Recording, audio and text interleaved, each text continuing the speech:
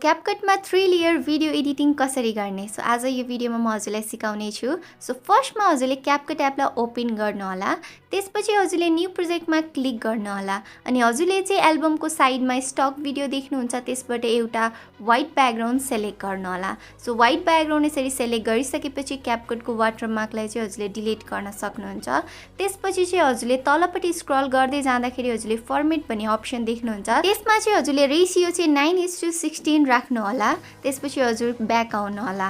Back आइसकेपछि अब हजुरले त्यो ब्याकग्राउन्डलाई सेलेक्ट गर्नु अनि स्क्रल गर्दै जाँदाखेरि त्यहाँनिर हजुरले एडिटको अप्सन देख्नुहुन्छ, त्यसमा क्लिक गरेर रोटेटमा क्लिक गर्नु होला। अनि अब हजुरले देख्न सक्नुहुन्छ हजुरको पुरै ब्याकग्राउन्ड चाहिँ व्हाइट भइसकेको छ। त्यसपछि चाहिँ अब हजुरले केही पनि गर्नु पर्दैन, त्यो व्हाइट ब्याकग्राउन्डलाई सेलेक्ट गर्ने र त्यसको चाहिँ ड्युरेसन कतिसम्म राख्ने हो हजुरले त्यही अनुसारले राख्नु होला। र मैले चाहिँ यहाँनिर 15 सेकेन्डको ड्युरेसन राखिसकेको छु। हजुरले आफ्नो भिडियो अनुसार राख्न सक्नुहुन्छ। सो मैले यति राखिसकेपछि ब्याक आउँछु। त्यसपछि हजुरले तलपट्टि ओभरलेको अप्सन देख्न सक्नुहुन्छ, त्यसमा क्लिक गरेर एड ओभरलेबाट एउटा भिडियो सेलेक्ट गर्नु होला। सो हजुरले देख्न सक्नुहुन्छ मैले यहाँनिर चाहिँ यो भिडियो सेलेक्ट गरेँ। अब यसलाई चाहिँ मैले यसरी एडजस्ट गरेर माथिपट्टि लगेर राख्छु। सो हजुरले पनि यस्तै गरी नै माथिपट्टि एउटा ठाउँमा एडजस्ट गर्नु होला, जसरी मैले यहाँनिर गरेँ। सो यति गरिसकेपछि त्यो भिडियोको अनवान्टेड पार्टलाई चाहिँ डिलिट गर्नु छ भने सेलेक्ट गरेर नर्मली डिलिट गरेर त्यसलाई चाहिँ यसरी नै एडजस्ट गरेर राख्न सक्नुहुन्छ, जसरी मैले यहाँनिर गरिरहेको छु। सो हजुरले नर्मली केही गर्नु पर्दैन, धेरै गाह्रो छैन। त्यसपछि हजुरले लास्टमा चाहिँ अनवान्टेड पार्ट जुन छ सो त्यसलाई चाहिँ हजुरले स्प्लिट गरेर डिलिट गरिदिनु होला। सो यो भिडियो चाहिँ फाइनली मैले यसरी नै एडजस्ट गरेँ अनि लास्टमा हल्का बाँकी रह्यो भने चाहिँ हजुरले नर्मली त्यो भिडियोलाई सेलेक्ट गरेर राम्रोसँग ड्युरेसन एडजस्ट गर्न सक्नुहुन्छ। सो यतिको गरिसकेपछि अब फेरि म एड ओभरलेमा क्लिक गरेर अर्को भिडियो सेलेक्ट गर्छु। सो अर्को भिडियो मैले यहाँनिर सेलेक्ट गरिसकेको छु। सो हजुरले यस्तै गरी भिडियो सेलेक्ट गर्नु होला नर्मली अनि त्यसलाई चाहिँ राम्रोसँग एडजस्ट गर्नु होला एउटा ठाउँमा। सो मैले यो सेकेन्ड भिडियोलाई पनि राम्रोसँग यहाँनिर एडजस्ट गरिसकेको छु। सो हजुरले राम्रोसँग चेक गर्नु होला र कुनै भिडियोको ड्युरेसन कम छ भने चाहिँ जस्ट लाइक मेरो यहाँ सेकेन्ड भिडियोको चाहिँ ड्युरेसन कम छ। सो मैले अब त्यसलाई नर्मली सेलेक्ट गर्छु। त्यो भिडियोलाई सेलेक्ट गरेर चाहिँ मैले यहाँनिर स्पिडमा क्लिक गरेर नर्मलमा गएर हल्का स्पिड कम गरिदिन्छु। सो स्पिड कम गर्ने बित्तिकै हजुरले देख्न सक्नुहुन्छ यो हल्का स्लो मोमा हुन जान्छ र त्यसको साथसाथै यसको ड्युरेसन पनि ठ्याक्क भिडियोसँग मिल्न जान्छ। सबै भिडियोलाई एउटै ड्युरेसनमा राख्नुपर्ने हुन्छ। सो यसरी मैले सेकेन्ड भिडियोलाई एडजस्ट गरेँ। त्यसपछि मैले फेरि अर्को भिडियो सेलेक्ट गरेँ।